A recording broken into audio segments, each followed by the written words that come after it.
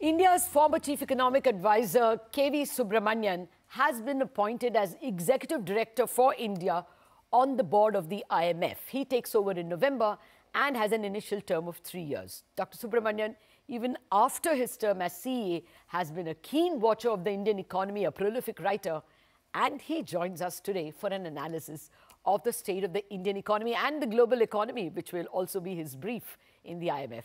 Dr. Subramanian, thank you very much for finding time for us, and many congratulations from all of us on your appointment. Thank you very much, Lata. It's very nice to be again back chatting with you, Lata. Okay. Well, Dr. Subramanian, I must start with the Indian growth trajectory. When you were in the seat at CEA, you had spoken about a V-shaped recovery. Are things panning out to your satisfaction? Our growth is one of the fastest this year. Absolutely. I think, when we look back at the data, clearly GDP growth has registered the V-shaped recovery that, we had predicted in September of 2020. Combined with that, I think what is quite critical, and that goes back to the policy that we implemented, the macro fiscal policy we implemented, we're going to have growth without actually the kind of inflation that the rest of the globe is seeing. So, the global economy is basically looking like one that will have very anemic growth, possibly in a recession, and very high inflation. In contrast, India will be the country that will grow the fastest among the large economies for sure, and will have inflation that actually is, will be in control. It's a little higher than average, but I think that if you look at the data, the advanced economies are looking at 400% higher than, at their average inflation, while India, up until the previous print was about 4% higher, and which has since cooled down. So I think, we do seem to be in a good spot. We will lead the global economy, this year and going forward as well. Okay. Well, that point is taken that we are the fastest now. But, I'll put some buts. If you drew the trajectory, say, if you compared FY20 GDP to FY22 GDP, the amount itself, we are only 1.8% higher in real terms over 2 years. And then if you come to, all of 22, IMF has data that at the moment we look like we will be a 159 trillion rupee economy. But if we had grown at the previous trajectory, we would have been a 184 trillion economy. So, the second half of even this year, first quarter we are going to get, because of base effect, 16% GDP. But by the second half, we are slowing to 4.5%. Do you worry that there are some structural constraints? So I think firstly, I would be belaboring the obvious, Lata, but I think the entire world economy actually had to suffer because of the COVID. Yeah. Unlike previous crises, this required economic restrictions, and therefore there was loss of output everywhere. I think the other key point which is important to remember is that, see, if you have a country that is growing at, that's been growing at 2.5%, the slope for potential GDP looks like this. If you have a country that's been growing at 6.5% on average, the slope looks like this. And when you have then economic activity, loss of economic activity because of COVID for everyone, right? The country at the higher slope, obviously, will basically have a greater loss of GDP. That's mechanical. And I think this is something that, has to be recognized. We did have a more stringent lockdown. I think we covered this in the economic survey as well. And that was something that was required for health reasons. So I think there are good reasons why this has happened. Looking forward, I do think that, we are in a good spot. And, if you would recall in many interactions with you when I was in North Block as well, I said, this decade, India will grow at 7%, plus on average. And I still maintain that. Yes, there is, the Ukraine war actually, and some of the global economy has created uncertainty. And I must particularly point out that a lot of our, growth is dependent on private investment. And private investment, actually, when there's uncertainty, that sort of holds back. So in some sense, the Ukraine war came at a very inopportune moment, when India was really looking to sort of take off on the private investment side, what we economists call the second order effects, uncertainty. I think once that settles down, and it looks like it is settling down better, I think, India will continue to grow. I will mention, I think, I do think that the sort of some of the aspects of the impact of global economy on India are overblown.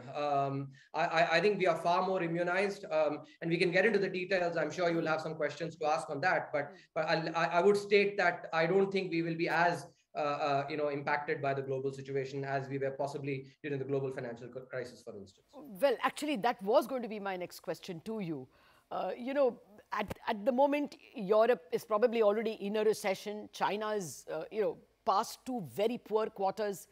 Maybe Right. the second half is going to be better for China, but it's still an economy which is in deep pain and lockdowns.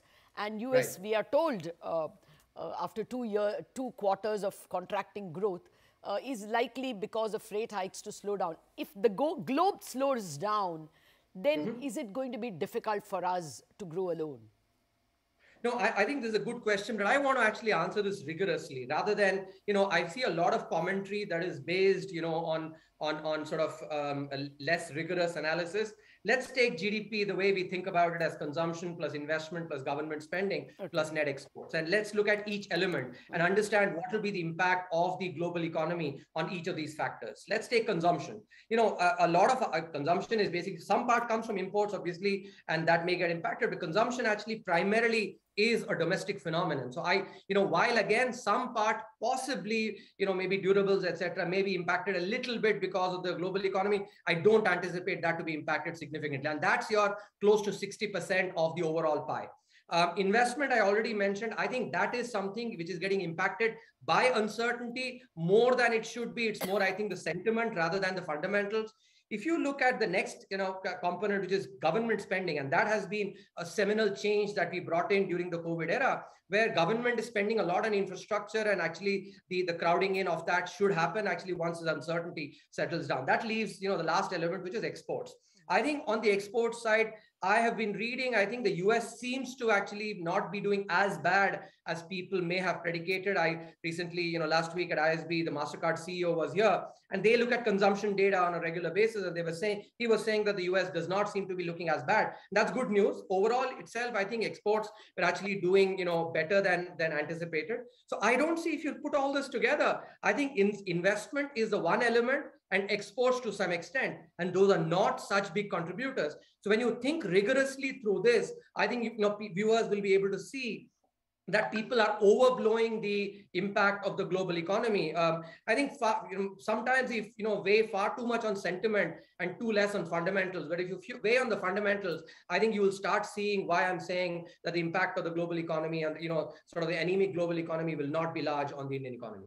No, absolutely. Just yesterday or day before, we had an interview of Richard Thaler, the Nobel Prize winning behavioral economist, on CNBC.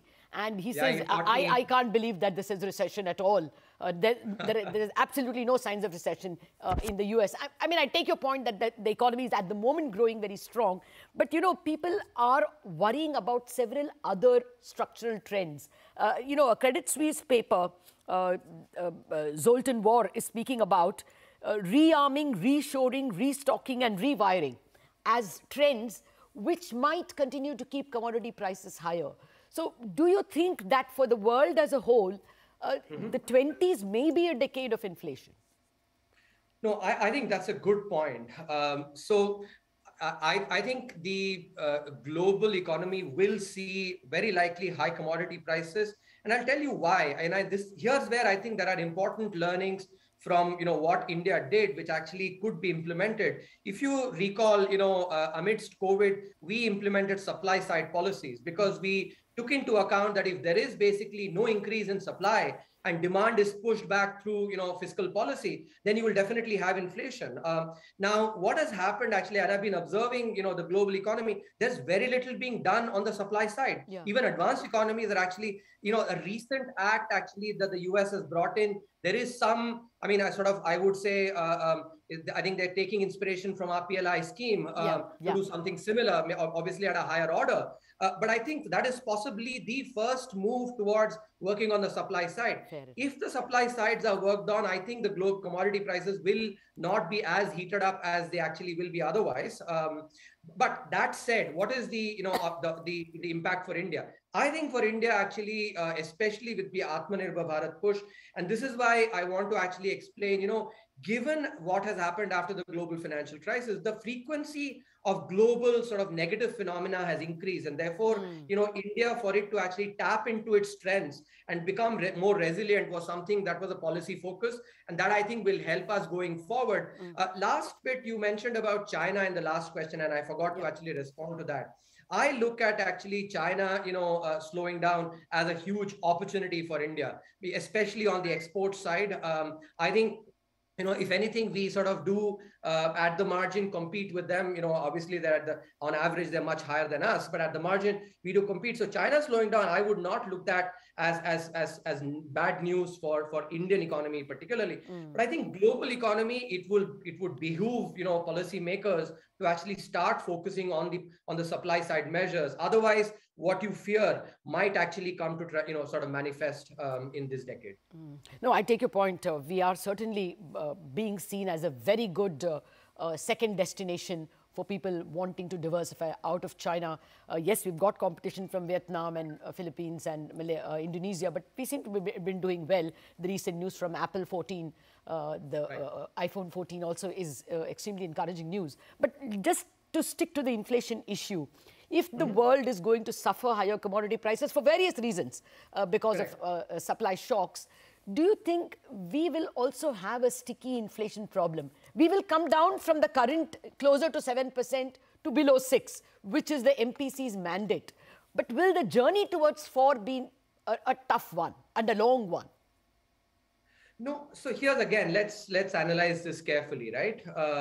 So if you look at the components of Indian inflation, almost 50% of it comes from food elements, right? Food items.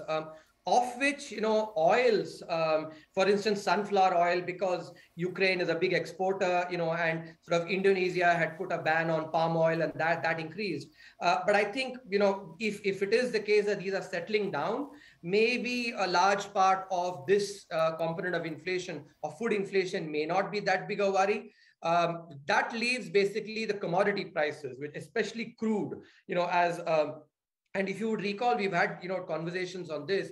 Overall, even accounting for second order effects, on transportation and thereby cost push inflation, etc., the contribution of crude to Indian inflation is less than 10%. It varies anywhere between 6 to 8%, depending on how much actually is getting passed through. But I think it's not as big, again, when you look at the numbers, the fundamentals, rather than just basically talk in the air. So I don't see, again, that large a pass-through from global inflation. One caveat I want to mention, and here I think monetary policy plays a very important role. As it was in the case of fiscal policy, we had the clarity and we had the courage of conviction to be different from the world because we knew we were doing the right thing. And I think, in some sense, given that India, therefore, is in a different spot because fiscal policy has not pushed monetary policy as hard as in the other economies, I think there is a reason for us to actually think for ourselves rather than basically copy paste, the advanced economy. And I have been sort of saying this many times. I think it's time, we have the capabilities, we have the confidence to be able to think for ourselves rather than have to, cut paste, even the United States for that matter. I think that is something which is very important as a caveat I would mention for monetary policy. I think the RBI is extremely alive and proud of the fact that we have some advantages over the US, and the world also perceives us that way. But there is something like interest rate differential which impacts the currency and spillovers. Sure. That question to you, Dr. Subramanian, after a very short break. Back in a jiffy.